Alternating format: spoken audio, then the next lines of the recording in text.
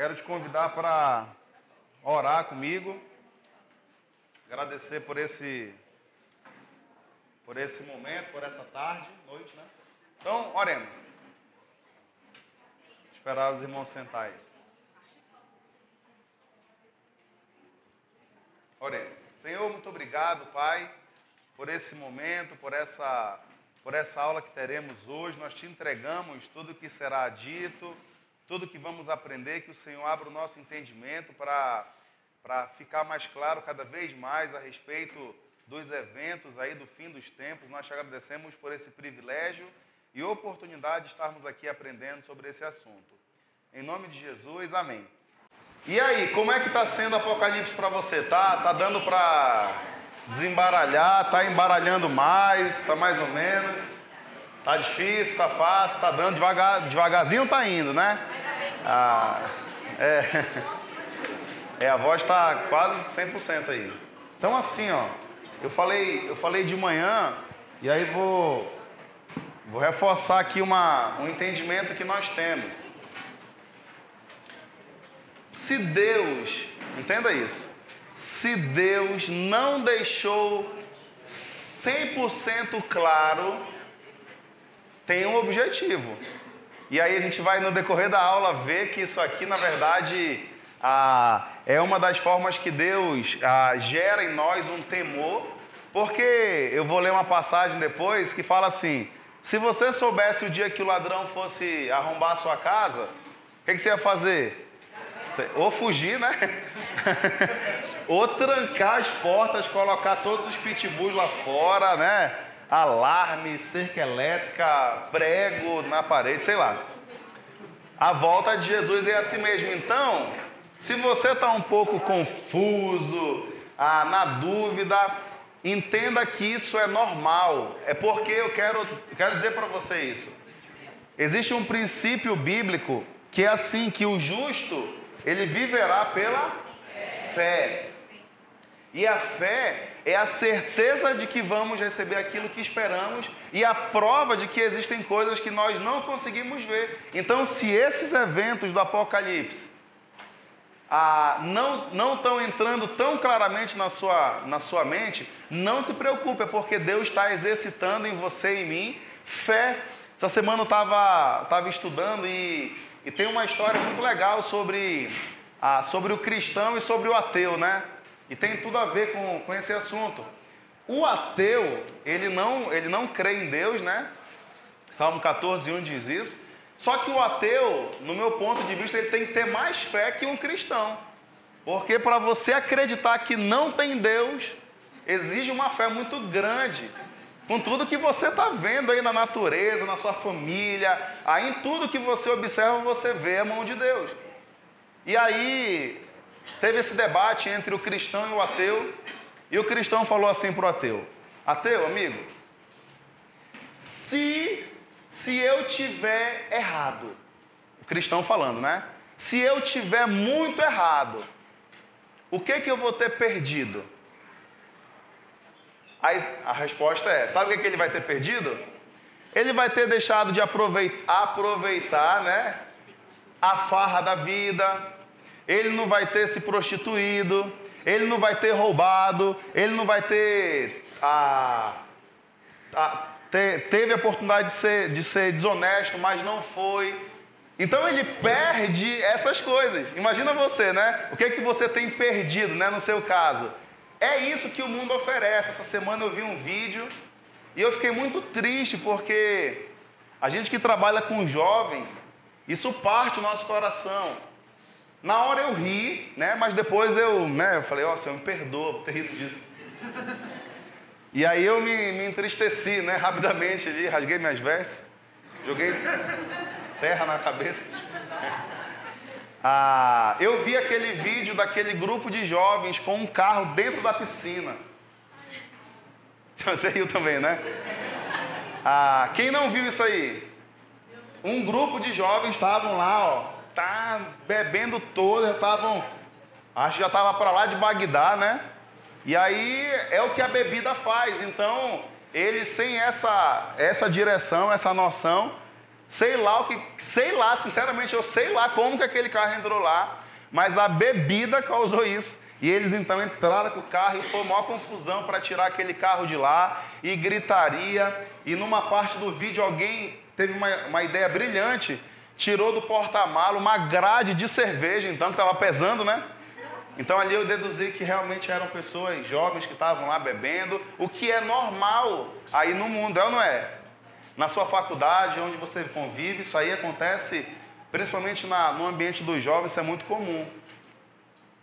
Então é isso que o cristão perderia. Aí ele volta a pergunta para o ateu.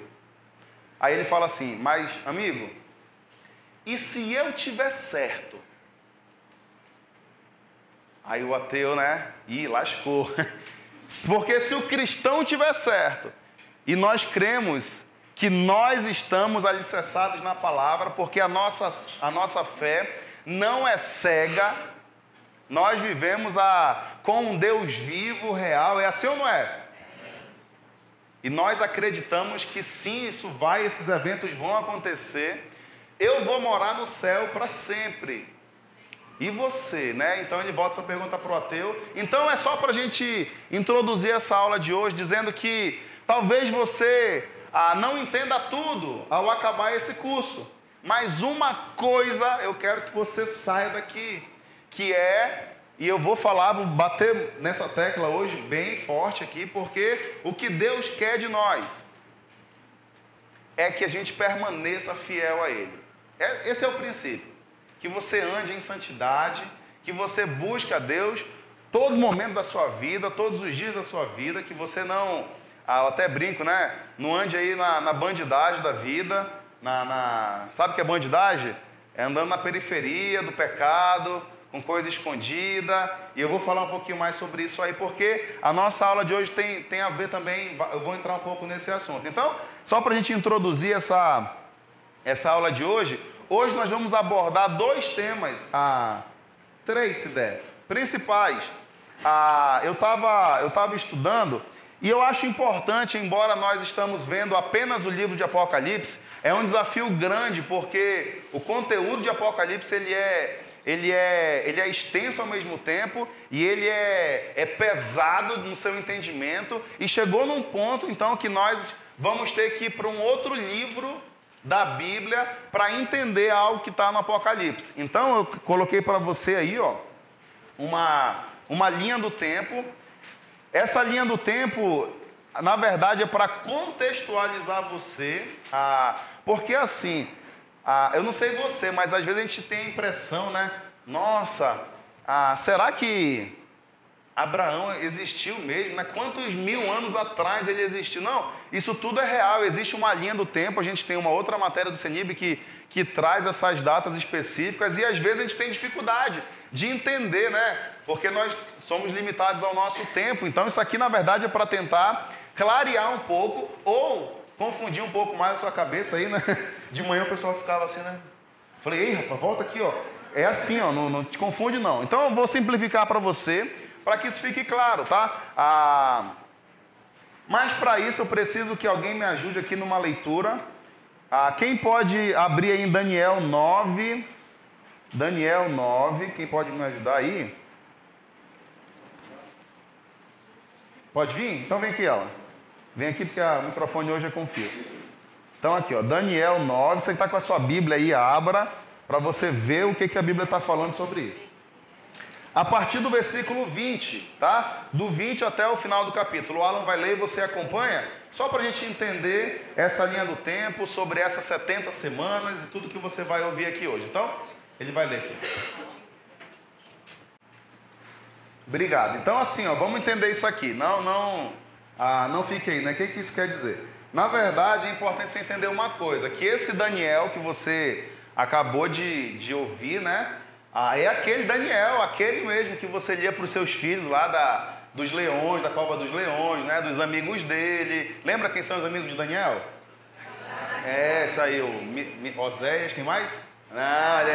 Sadraque, Mesaque e Abednego. Então, só para... Às vezes a gente fica assim, nossa, não tem nada a ver. E é esse Daniel, só para que você entenda que é alguém que está na Bíblia, que é real. E por que ele fala essas coisas? Na verdade, Daniel, quando você vê o livro todo de Daniel, você vê que ele tinha um dom de revelação. Ele tinha essa capacidade dada por Deus. Então, tudo que você vê ali, ele interpretava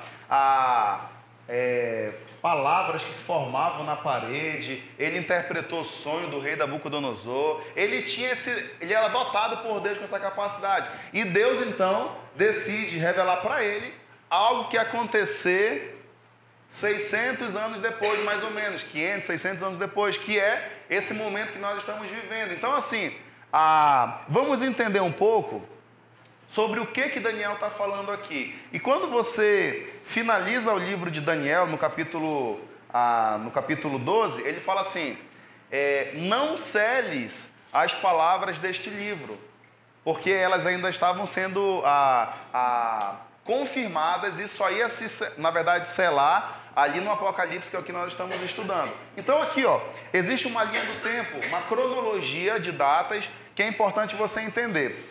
Aí, no comecinho ali dessa linha do tempo, tem o início da reconstrução de Jerusalém.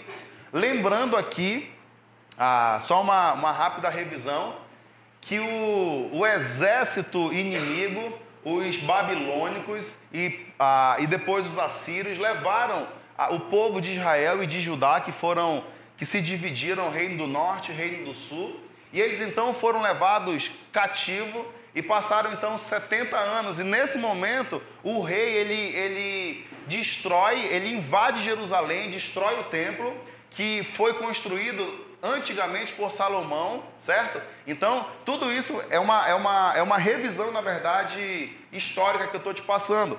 Então, aqui, na verdade, começa o início da reconstrução desse templo.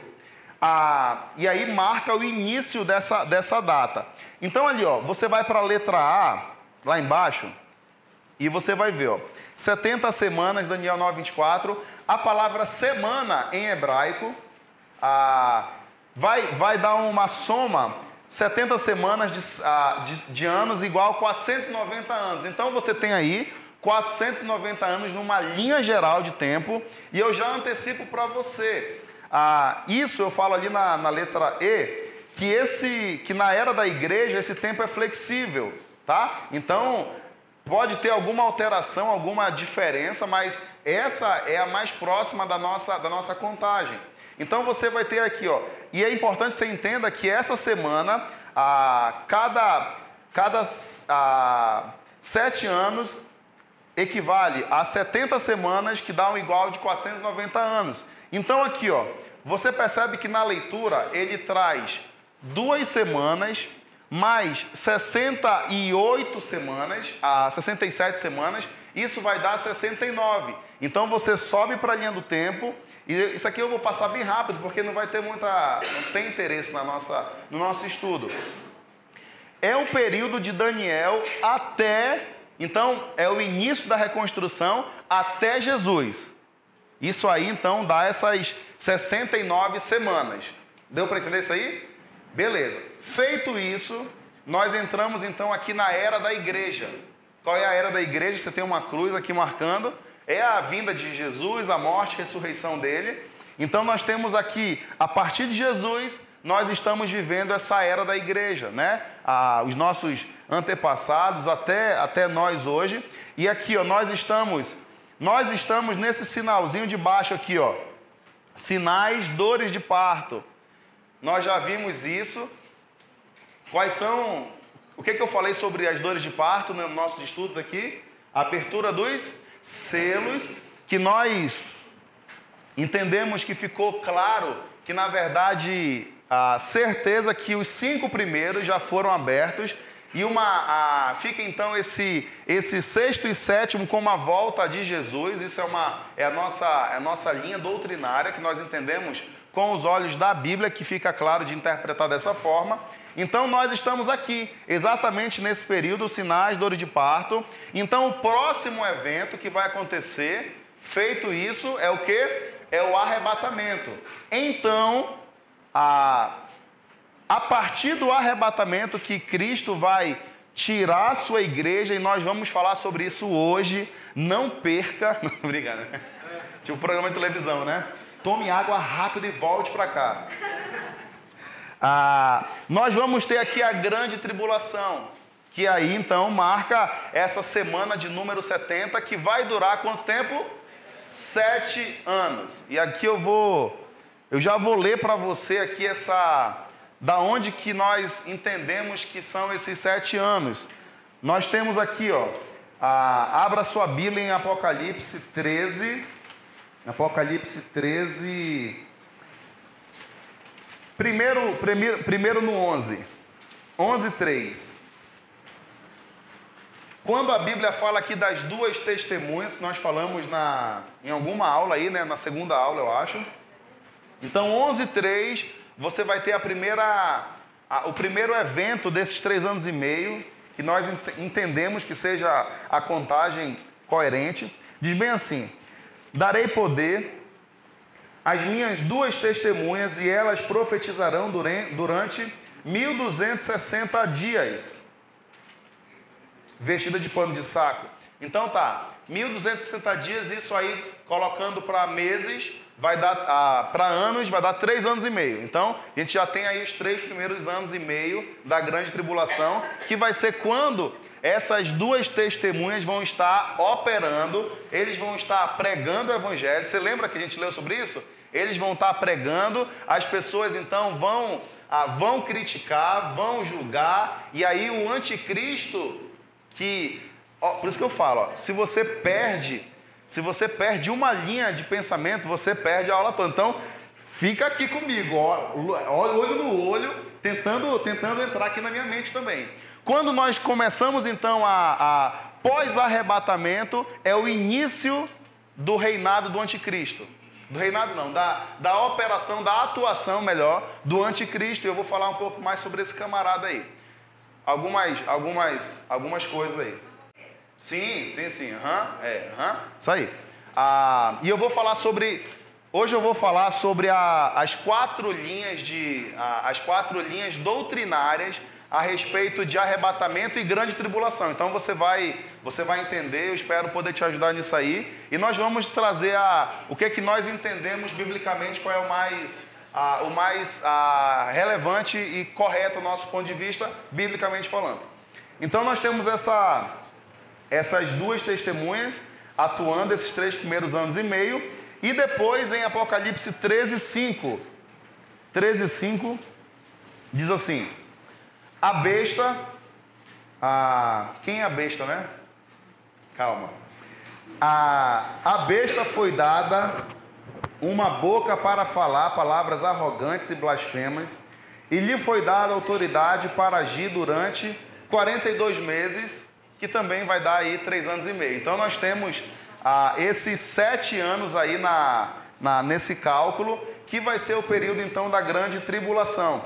A besta, só para que você entenda, você deve ter lido ali no capítulo 12, 13, sobre a besta que sai da terra, a besta que sai do mar. Essa besta é o anticristo, tá? Quando você vê falar de besta, não pense em outra pessoa, tá? O fulano é besta lá, né?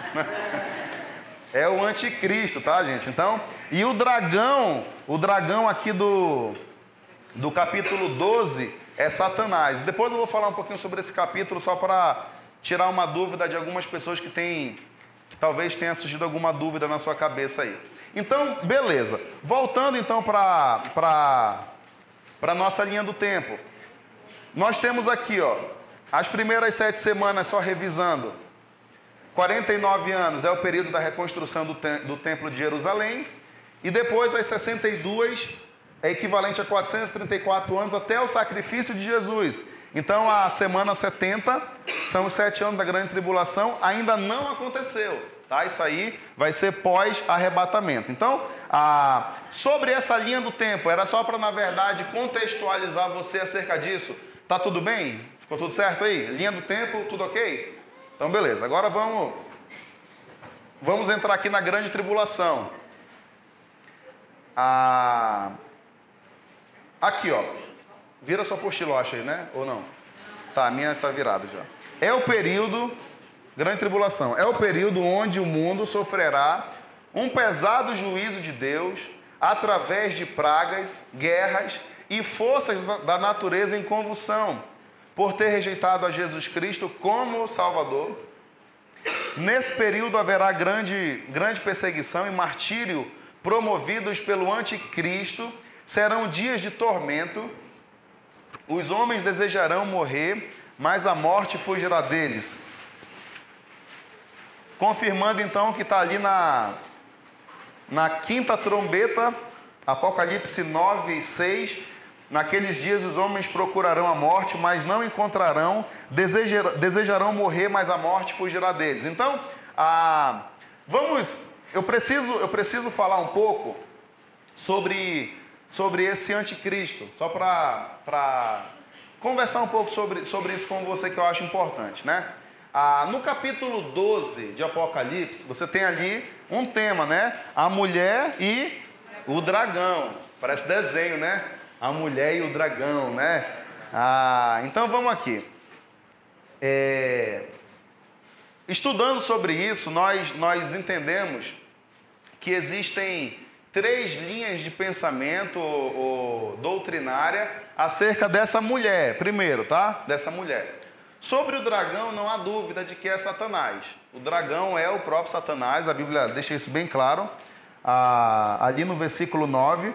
O grande dragão foi lançado fora, ele é a antiga serpente chamada Diabo ou Satanás, que engana o mundo todo. Então, não temos dúvida que esse dragão é o próprio diabo. Dessa mulher, a Bíblia fala bem assim, ó. Apareceu no céu um sinal extraordinário, uma mulher vestida do sol, com a lua debaixo dos seus pés e uma coroa de 12 estrelas sobre a cabeça. Ela estava grávida e gritava de dor, pois estava para dar à luz. E então apareceu no céu outro sinal, um dragão vermelho, com 7 cabeças e 10 chifres, tendo sobre as cabeças 7 coroas. Sua cauda arrastou consigo um terço das estrelas do céu, lançando na terra. Resumindo, o objetivo desse dragão era matar o filho que estava para ser gerado por essa mulher. O filho, nós também não temos dúvida de que está falando de Jesus. É de Jesus esse filho. E aí, para a mulher, existem 3 linhas. A primeira é que essa mulher simboliza Maria. E eu até perguntei de manhã, alguém já ouviu isso aí por onde você passou, talvez, num outro local, um outro momento aí? Não? De manhã tinha mais católicos aqui de antigamente, né? De qualquer forma, isso aí na verdade é uma teoria deles que não tem muita força, porque aqui fica claro que essa mulher, a mulher fugiu para o deserto, para um lugar, versículo 6, para um lugar que lhe havia sido preparado por Deus, para que ali a sustentasse durante 1260 dias. Isso também não tem nenhum relato disso acerca de Maria, então nós não entendemos que essa seja a linha apropriada. As outras 2 são as mais coerentes, e elas são de que essa mulher significa a igreja de Cristo, que também ela perde um pouco de força por uma questão. Se o filho é Jesus, logo Jesus na verdade vem antes da igreja. E não o contrário. Então, a outra linha de pensamento é que essa mulher, então, representa a nação de Israel, que é a nação escolhida por Deus, que você vê lá em Abraão, Gênesis 12, né? Que ele fala que dele ele fará uma grande nação, tão incontáveis como as areias da praia, enfim, e as estrelas do céu. Então, fica essas 2, e a mais próxima da realidade, que também não vai mudar em nada a sua vida, essa de que está tratando aqui do povo de Israel. Então, tanto que você vê essas 12 coroas na cabeça, é uma alusão às 12 tribos de Israel, então possivelmente seja nessa linha de pensamento. Então é só para a gente bater um papo a respeito do capítulo 12 e entrar agora no anticristo, falar um pouquinho sobre ele também. Todo mundo comigo aí? Tá, então vamos lá.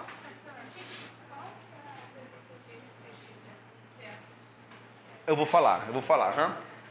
Tem aqui as 4, eu vou falar quais são elas. Sobre o anticristo, então eu lembro que essa pessoa é alguém que vai começar a atuar. Logo após, então, nós entendemos que a igreja é arrebatada, tá? E ele começa, então, a sua atuação, e você vê ali, ó, no capítulo 13, você leu o capítulo 13, possivelmente, esse camarada não vai ser um cara rude, não vai ser um cara que vem com um chicote, pelo contrário, vai ser um cara totalmente pacificador. Ele vai propor para o mundo paz e prosperidade, segurança, tudo aquilo que a Bíblia fala dele. Ele vai agir sob o poder do diabo, vai ser um cara totalmente ligado a Satanás na sua alma. Então ele vai estar atuando como essa pessoa que vai enganar muitos. E existem várias coisas que ele vai estar atuando. É um cara que eu creio, estudando um pouquinho sobre ele, sobre essa figura do anticristo, que é alguém que vai estar possivelmente envolvido aí com política.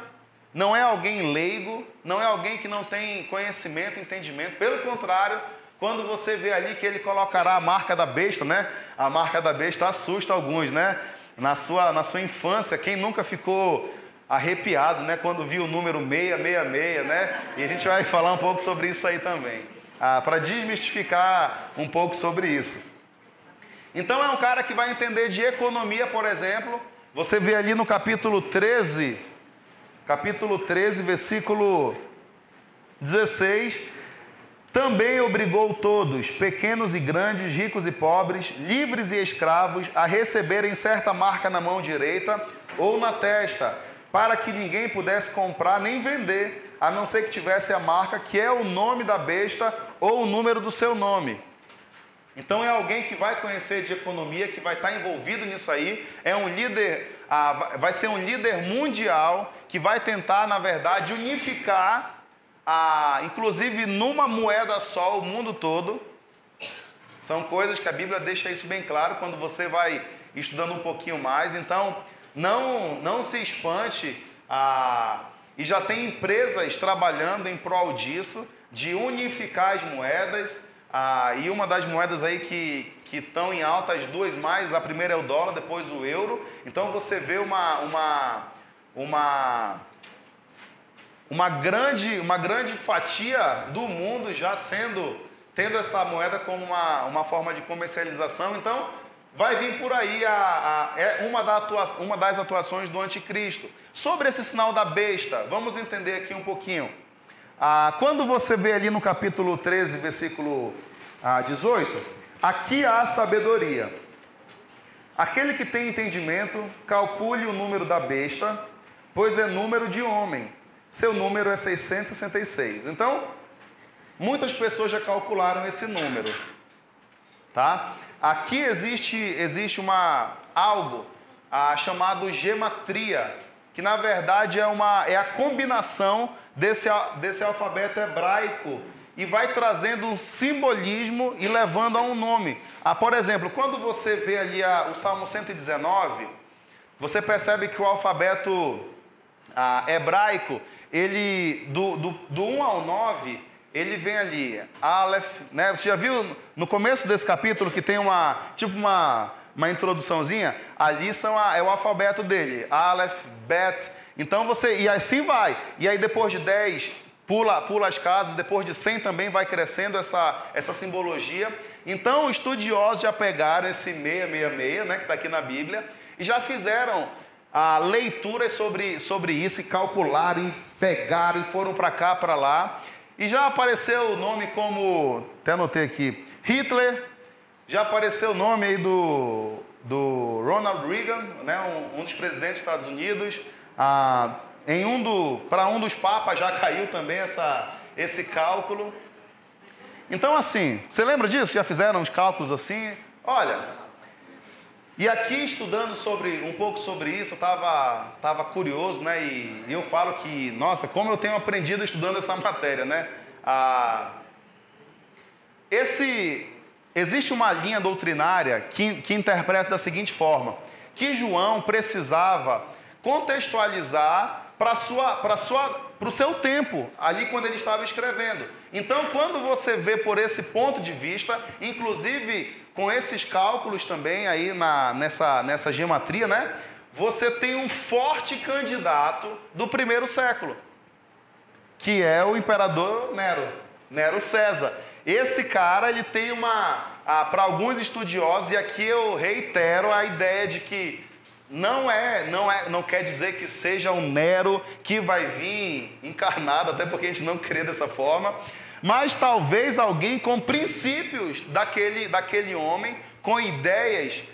Ele perseguiu os cristãos do primeiro século, foi o cara que mandou decapitar Paulo, foi um cara sanguinário, um cara maluco mesmo. Quando você vai estudar a vida de Nero, você vê que ele tinha alguns distúrbios e era um cara assim, muito amado, muito alegre, mas também muito louco. Essa é a verdade. Então, estudiosos apontam que nesse primeiro século, João estava contextualizando também para aqueles cristãos do primeiro momento, e ali aponta para esse camarada que é o Nero. Se vai ter alguma relevância com Nero, com Hitler, uma coisa é certa: esse cara vai se levantar, ele vai atuar no mundo inteiro. Quando você perceba uma coisa, quando você vê ali as trombetas, e tem uma delas que mata, acho que é 1/3 da população toda. Você lembra disso? Então, logo, é mais ou menos aí 2 bilhões de pessoas, numa estimativa. Então, você vai ter o número dos habitantes da Terra diminuído, logo, talvez a sua abrangência vai ser mais fácil e maior. Então, tudo pode acontecer. Vai ser um cara que vai estar atuando fortemente nisso. Só que agora eu quero trazer para você, que é algo que eu tenho certeza que você está muito curioso para saber, sobre o arrebatamento e grande tribulação. Então, eu vou trazer para você aqui quatro linhas doutrinárias de pensamento, né? Que você, se for estudar, você vai ver que elas vão passar por essas linhas, e eu vou te dizer qual é a que nós entendemos, aos olhos da Bíblia, como a mais correta para se entender e viver por essa verdade. Então, ali na sua apostila, a gente vai seguindo aqui, eu já vou entrar nelas simultaneamente. Jesus profetiza que serão dias difíceis, porque haverá então grande tribulação. Anote na sua apostila aí, grande tribulação. Como nunca houve desde o princípio do mundo até agora, nem jamais haverá. Se aqueles dias não fossem abreviados, ninguém sobreviveria. Mas por causa dos eleitos, aqueles dias serão abreviados. Mateus 24, 21 a 22. Então, vamos entrar aqui nessas linhas.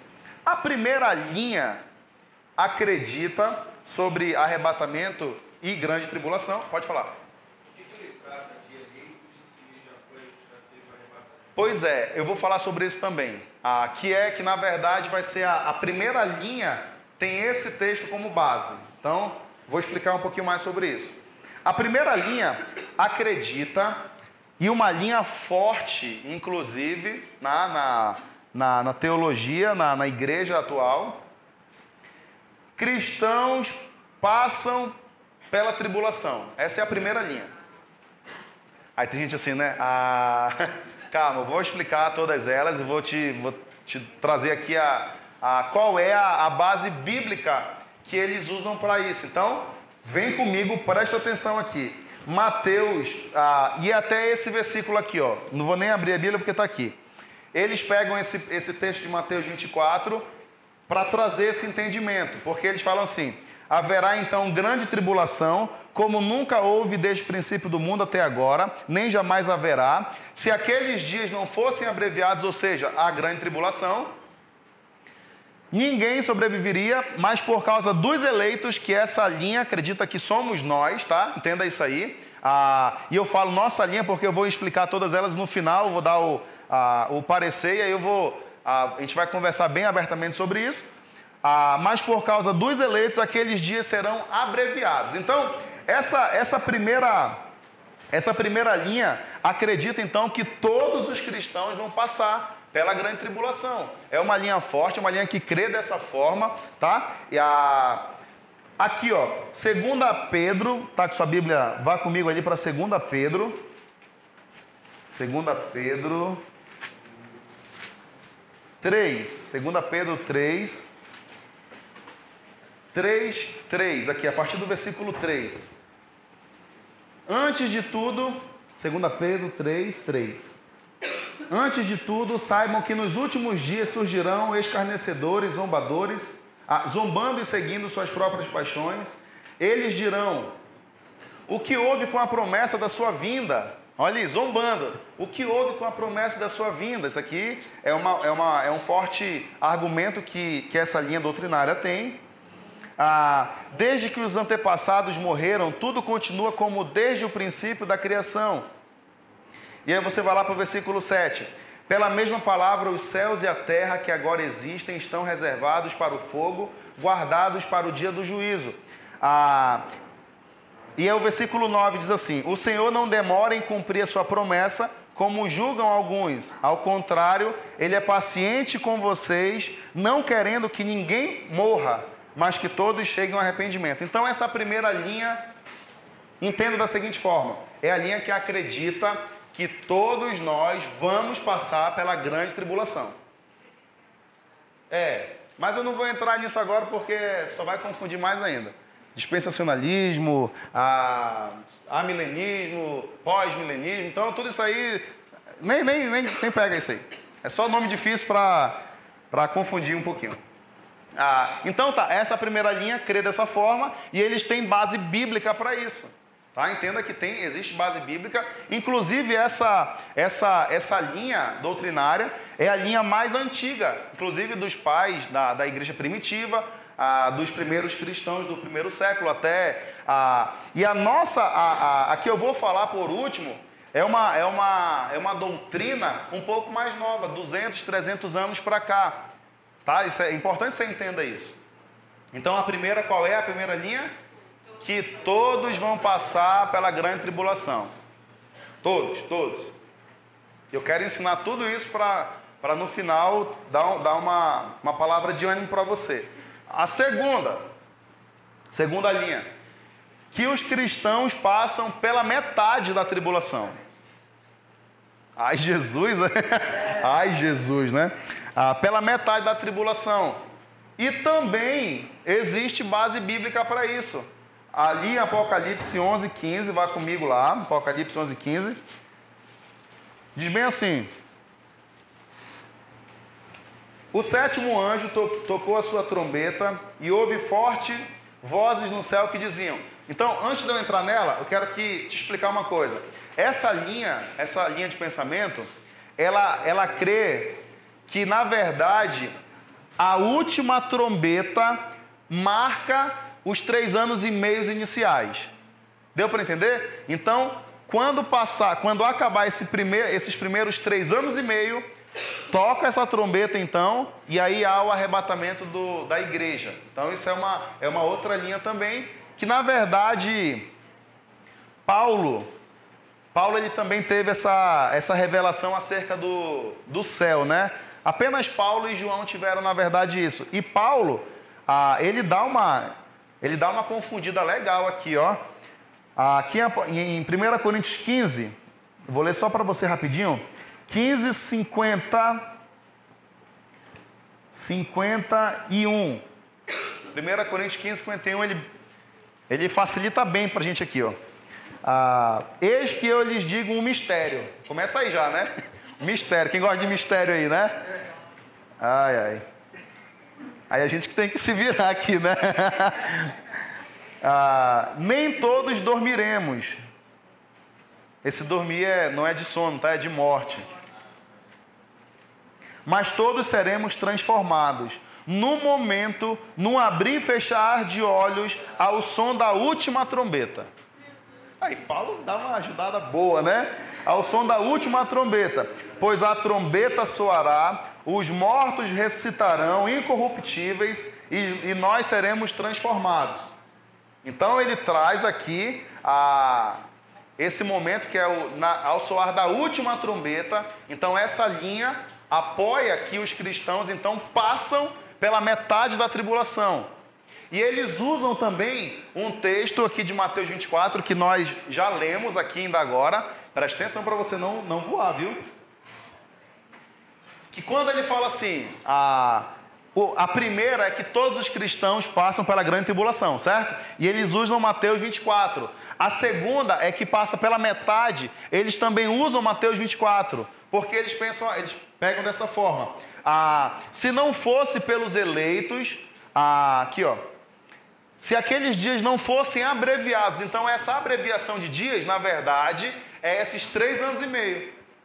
Que aí, quando você vai lá para quando está agindo a besta, ali no Apocalipse 13:5, ali já vai ser a parte final do governo do anticristo. E eu quero que você entenda uma coisa. É como um político. O político, ele já chega mexendo em tudo? Sim ou não? Não. Ele vai devagar, não é assim? A gente vai ter algumas mudanças aí para o ano que vem, mas ele não vai chegar com tudo, já mudando tudo. Ele vai ganhando confiança, ele tem vários projetos. Então, a ideia dele vai ser realizar tudo que ele falou na campanha até o final do mandato. É assim que a gente espera, não é assim? O anticristo vai ser, eu penso que vai ser da mesma forma. Ele vai ganhando confiança, ele vai implementando as suas ideias devagar, e aí essa linha reforça esse entendimento, que nos primeiros 3 anos e meio, ele vai estar ali progressivamente colocando a ordem, a paz mundial, trazendo a paz que todo mundo quer. Então, no final desses 3 anos e meio, ele vem então porque ele vai estar aliado com Satanás. E esse cara vai fazer coisas milagrosas. Semana que vem eu vou trazer mais algumas coisas sobre ele. Ele vai fazer milagres. Ele vai fazer descer fogo do céu. Vai ser um cara que vai chamar a atenção das pessoas. Cara que vai falar bem, que convence as pessoas. Então, é nesse contexto que nós estamos falando. Eu estava falando sobre o quê? Peraí, rapidinho. As linhas. Tá. Então, beleza. Os primeiros 3 anos e meio, o cristão passa, mas ele é arrebatado então, e esses 3 últimos anos e meio ele não sofre a grande tribulação. Essa é a segunda linha, beleza? Pode perguntar. A vida vai acontecer só após todos os selos? A vinda? A vinda de Jesus é ali no 6º, é meio que simultâneo, 6º e 7º. Quando você vê, nós vimos isso aqui, ó, aqui no 6º selo, Apocalipse 6:12, anota aí. Aí eu vou pular para o 16.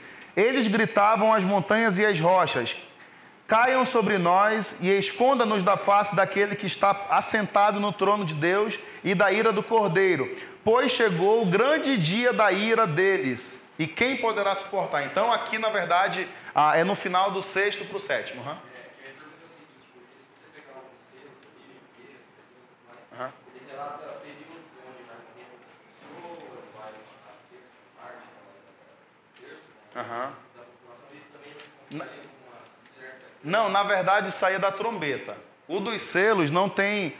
os selos são... Os 4 primeiros são os cavalos, tá? Os cavaleiros lá. O 5º é o martírio. Então esses 5 já aconteceram. E nós falamos sobre isso aí. O primeiro cavalo branco, que nós falamos que tem as 2 linhas, né, que pode ser o anticristo ou o próprio Jesus. Então, isso aí já aconteceu. O segundo é o vermelho, que vai trazer a fome, a peste. Tudo isso já aconteceu. Até os 5 primeiros, que é o martírio, já aconteceu, foi aberto, tá? Então, o 6º, o que fala da morte de um terço das trombetas. As trombetas, então, no nosso entendimento, pós-arrebatamento. Então tá. Então já falei sobre as 2 primeiras e agora vamos às 2 últimas, que são muito parecidas, e eu quero passar para você. A terceira é que todos os cristãos serão arrebatados antes da tribulação. Todos os cristãos serão arrebatados antes da tribulação. Isso é uma linha também. E existe uma outra linha que é muito parecida com essa, que é somente os fiéis serão arrebatados antes da tribulação. Existe uma semelhança, mas uma diferença gritante, de que, e Jesus é muito esperto, olha, rapaz, se ele fala assim, não, todo mundo vai ser arrebatado aí, fica tranquilo, alguns de nós ia fazer o quê? Ia ficar no pecado até o último momento. Não é não? Ia ficar lá na gandaia, na festa, na farra. Aí aos 47 do segundo tempo, pô, vai ser amanhã que vai voltar. Então deixa eu me arrepender aqui, né? Como um bom brasileiro, né? Ó, Senhor, me perdoa, quero ir para o céu. E aí Deus não trabalha dessa forma. Por isso que não fica claro essa questão bem detalhada para justamente fazer o que nós vamos ler, que é a nossa base para esse entendimento. Então, o que confirma essa teoria de que nós entendemos que o arrebatamento dos fiéis será antes da grande tribulação, está aqui em Apocalipse 3:10. Eu já te dou, já para a pergunta, tá? 3:10 diz bem assim, ele fala para a igreja de Filadélfia. Ele diz assim, ó, isso aqui é a nossa base, tá? Então é bom que você saiba, anote isso aí. Visto que você guardou a minha palavra de exortação, a perseverança, ou seja, é alguém que perseverou, não é alguém que desertou, que abandonou. Eu também o guardarei da hora da provação. Essa hora da provação é a grande tribulação que está para vir sobre todo mundo. Então nós entendemos, isso aqui fica claro, para pôr à prova os que habitam na terra. Fica claro então aqui que existe essa contextualização para essa teoria. Um segundo texto que é fundamental que você saiba, está em Lucas, abra lá em Lucas. Lucas 12. Lucas 12 diz assim.